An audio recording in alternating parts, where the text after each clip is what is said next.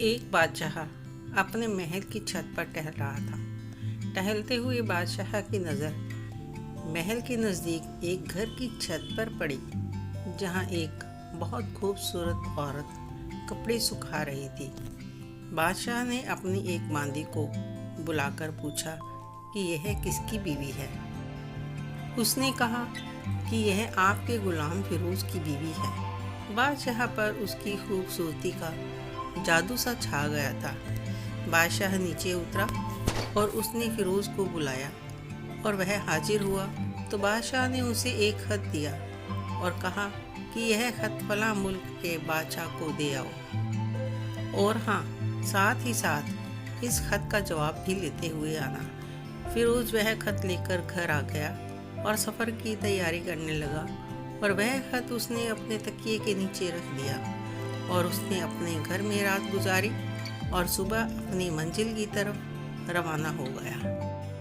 वह इस बात से अनजान था कि बादशाह ने उसके साथ क्या चाल चली है, और जैसे ही फिरोज उसकी आंखों से ओझल हुआ, वह सीधे फिरोज के घर गया और दरवाज़ा खटखटाया।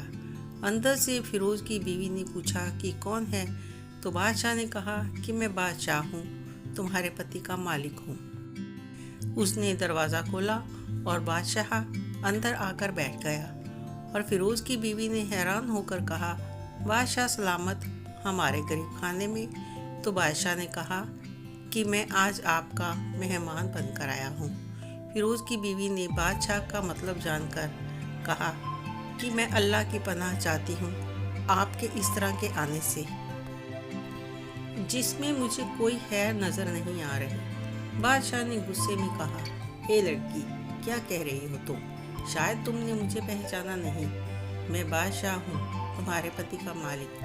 फिरोज की बीवी ने कहा कि मैं जानती हूँ कि आप ही बादशाह हो, लेकिन बुजुर्ग कह गए हैं कि शेर चाहे कितना भी भूखा हो, लेकिन वह मुर्दा तो नहीं खाना शुरू कर देता। और कहा कि बादशाह सलामत, आप उसी कटोरे में पानी पीने आए हो जिसमें तुम्हारे कुत्ते ने पानी पिया है। यह सुनकर बादशाह बड़ा शर्मसार हुआ और उसे छोड़कर वापस चला गया, लेकिन अपने जूते वहीं भूल गया। यह सब तो बादशाह की तरफ से हुआ। उधर फिरोज को आधे रास्ते में याद आया कि जो खत उसे बादशाह ने दिया था वह तो घर पर ही छोड़ आया है। उसने घोड़े को वापस मोड़ा और अपने घर की तरफ लपका।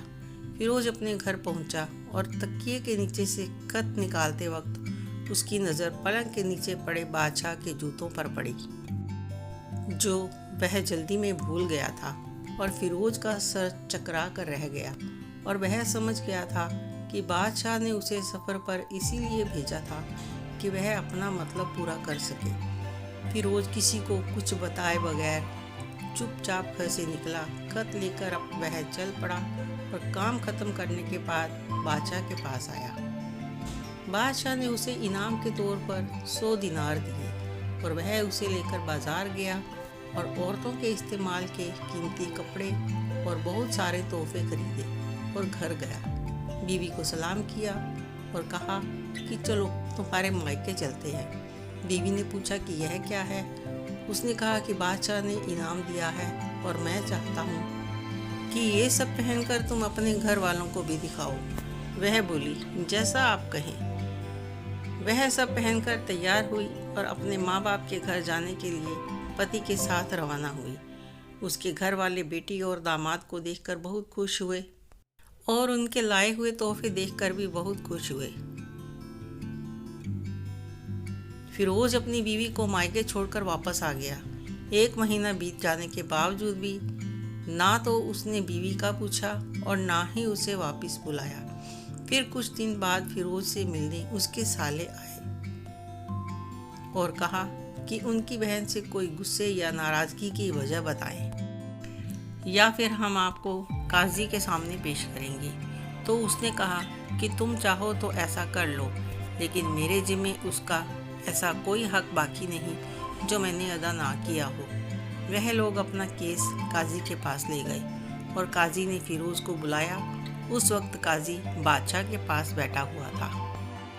लड़की के भाइयों ने कहा, अल्लाह बादशाह सलामत और काजी साहब को सही सलामत रखे। काजी साहब, हमने एक सब्ज बाग, दरख्त, फलों से लदे हुए और मीठे पानी का कुआं इस शख्स के हवाले में दिया था, तो इस शख्स ने हमारा बाग उजाड़ दिया, सारे फल खा लिए और दरख्त काट लिए और कुआं खराब करके बंद कर दिया। काजी फिरोज की तरफ मुखातिब होकर बोले, हाँ तो लड़के, तुम्हारा इस बारे में क्या कहना है? फिरोज ने कहा, जो बाग मुझे दिया गया था वह उससे बेहतर हालत में उसे वापस कर दिया है। काजी ने पूछा कि क्या इसने बाग तुम्हें वैसी हालत में वापस किया है जैसा पहले था? हाँ, इसने बाग वैसी ही हालत में वापस किया है, लेकिन हम इससे बाग वापस करने की वजह जानना चाहते हैं। काजी ने कहा, हाँ फिरोज, इस बारे में तुम क्या कहना चाहते हो? फिरोज ने कहा, काजी साहब, वह बाग मैंने किसी नफरत की वजह से नहीं छोड़ा, बल्कि इसलिए छोड़ा था कि जब मैं एक दिन उस बाग में आया तो मैंने वहाँ शेर के पंजों के निशान देखे, तो मुझे खौफ हुआ कि शेर मुझे खा जाएगा। इसलिए शेर के डर की वजह से मैंने बाग में जाना बंद कर दिया। बादशाह, जो टेक लगाए बैठा सब कुछ सुन रहा था, उठकर बैठ गया और कहा, फिरोज, तुम अपने बाग में अमन और बेफिक्र होकर जाओ। अल्लाह की कसम, इसमें कोई शक नहीं कि शेर तुम्हारे बाग में आया तो था, लेकिन वह वहाँ पर ना तो कोई असर छोड़ सका और ना कोई पत्ता तोड़ सका और ना ही कोई फल खा सका।